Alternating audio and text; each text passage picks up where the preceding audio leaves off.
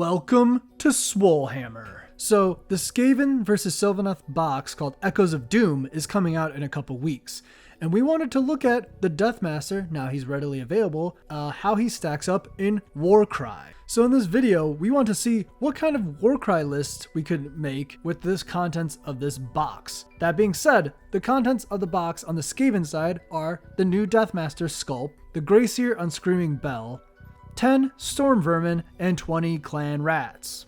The Deathmaster being a new resculpt and not an entirely new unit has us assume that it'll be like the Rotbringer Sorcerer from Nurgle, where his stats stayed the same in Warcry.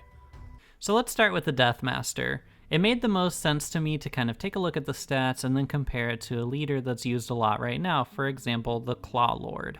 So to start off with the stats, he has a clean 7 move, which is pretty high. You don't see anything that fast typically outside of like mounted units, which are slightly faster. 7 is much higher than any unit that doesn't have a mount typically.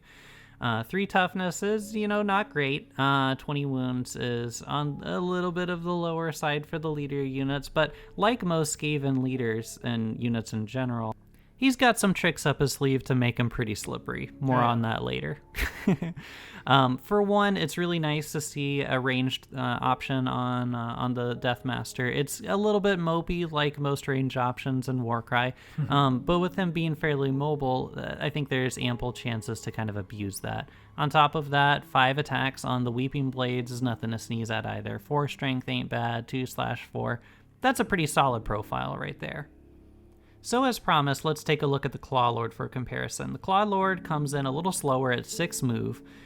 He is 25 points less, but we'll kind of see where those points, where you'll get that value back later. 4 toughness is slightly better than the 3. 20 wounds is right on par right there. There's no ranged option for the Clawlord. It's only a Warpforged blade at 1 inch range. It's also only 4 attacks compared to the Deathmaster's 5, 4 strength, 2/5 damage. So the crits are a little more brutal, but outside of that, I think you're getting more value out of the Deathmaster. If you want a fast leader unit that can scurry around, take a couple of hits, and really deal out some punishment, honestly, I think the Deathmaster is going to be a better option for you if you got 25 points laying around.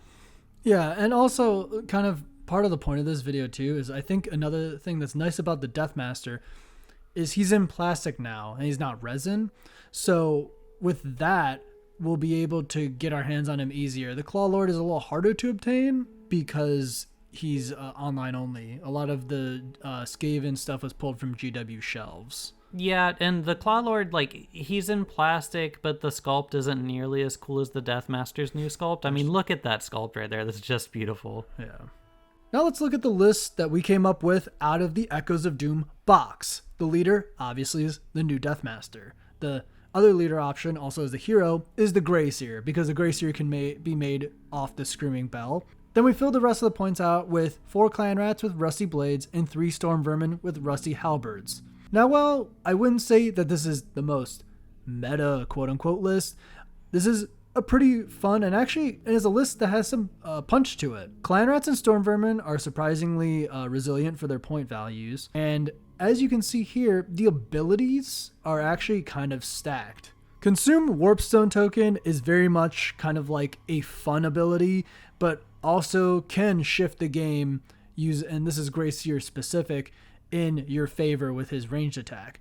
Another one that I was actually really impressed with was Hired Bodyguard, which is off of the Storm Vermin. Not being able to attack the targets you want to in Warcry, and in any GW game really, is pretty substantial. So I think that's a cool ability, especially on a double. Lead from the back is kind of the generic leader option that's available to, any unit with the leader tag, so that's not really anything to talk about. But Scurry Away and Running Death are kind of those slippery options that I mentioned earlier that are available to the Deathmaster. Scurry Away is something the Greyseer can do as well, but it's nice to see that the Deathmaster gets that as well. It's a nice way to, just roll a die on a 4-up, you get to make a bonus disengage action, throw some daggers, whatever. Running Death is almost kind of a pumped up version of Scurry Away. You don't have to roll a die, you can just make a bonus move action or bonus disengage action, and then on top of that, all of your crits until the end of the activation get +1 damage points. So it's a way to kind of just pop off, abuse those swingy crits, and blow something up, which is, it's always a lot of fun. Yeah, and especially on a triple, it definitely has a lot of value. The nice thing about these abilities is none of them are quads. And the way we like to make lists is we don't want to rely on quads. So that's a nice thing to see, is that all your abilities will be used in most games. And so that was our list and our thoughts on the Echoes of Doom box and Deathmaster for Warcry. All that being said, we are very excited about this box for both Warcry and Big Sig, because a lot of people like Skaven, but they're not super easy to get your hands on. A lot of them are resonant metal, so being able to get a mass amount of those precious rats and being able to use them in Warcry is super cool to us. And we just wanted to help people make some lists. Yeah, just highlight some fun things that are coming into the community soon. So keep an eye out for the Echoes of Doom box. Let us know if you use this list, because we surely will. Might do a battle report on it. Who knows? But either way, we're Swolehammer. Stay swole.